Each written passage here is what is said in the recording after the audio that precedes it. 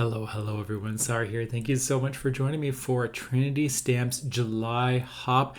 We have some new products on sale for Trinity Stamps, and I am very excited about the products that are released in this one because it is beach, sea themed, ocean themed, all that goodness that comes usually in the summer, and it's one of my favorite themes.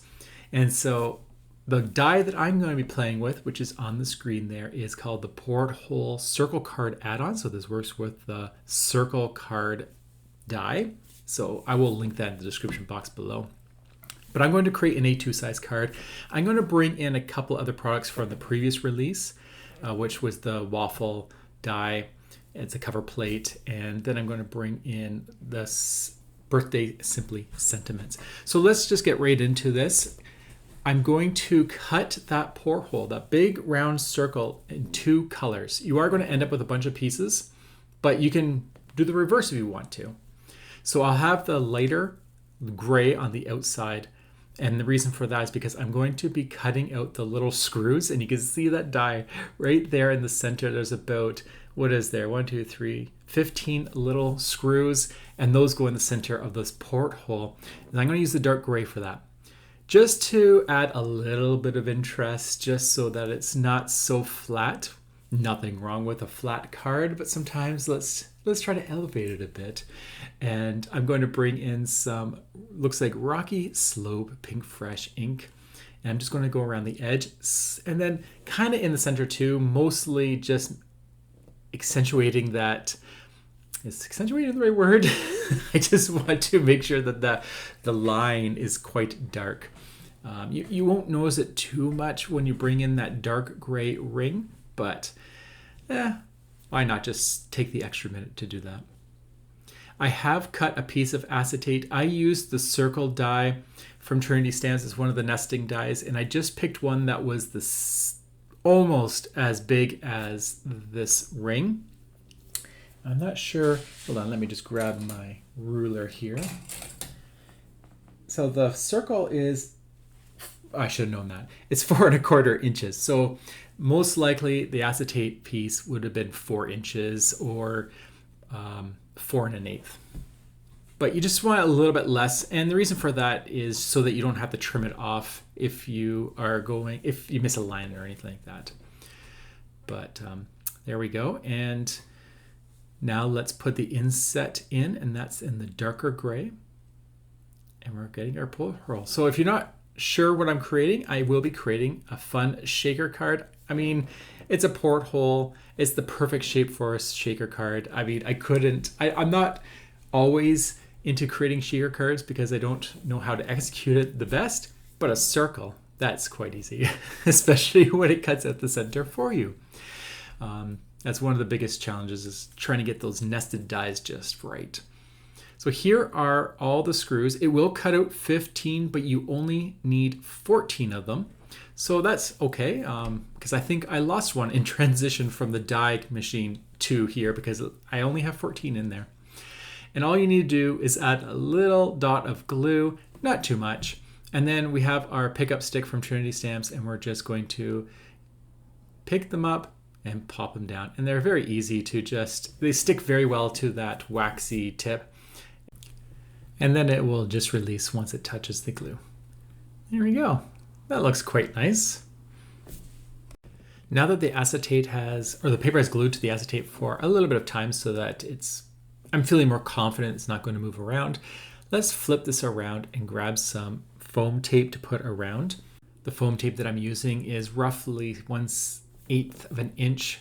It's not actually that high, so depending on the embellishments that you're going to be putting in it, you may need to increase the height of that or double the width of this one or the height so that shaker bits can move around.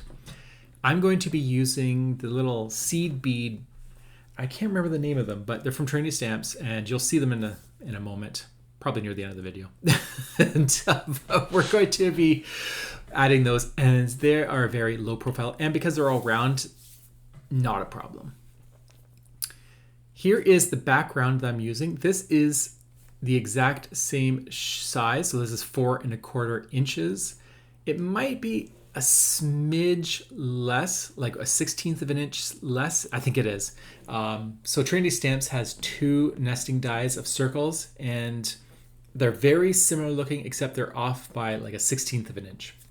And so that's the one I use, just so that if you go with the same size, you may have a higher chance of seeing it, because if you don't align it perfectly, that can happen. So I always try to go a little bit smaller. This is that waffle die I was mentioning. It is from the last release. It is called, I should have this all prepared, the Waffle Texture Cover Plate die. And I've cut that in the same gray cardstock as my larger circle in the Porthole. And then what I'm going to do is I'm going to ink my whole card base. I don't normally do this, but I decided to give it a try instead of cutting a whole piece of paper. And I'm just going to ink it with some hickory smoke around the whole edge. And don't worry about getting a perfect blend, because we're going to be covering it with that waffle texture. I am making sure to clean that glass mat, because if you don't and you start moving that card around, you can get the back of it dirty. So just keep that in mind. This one, I'm just going to, I start gluing every line, and then kind of halfway through, I skip to every other line. You don't really need to glue every line down. It's going to spread. It's going to be pretty good at inking if you just get the main areas, especially around the edges, and then maybe every other one. I find that's perfect. But if you want to really make sure that's stuck down, you can do what I was doing in the beginning and just gluing every line.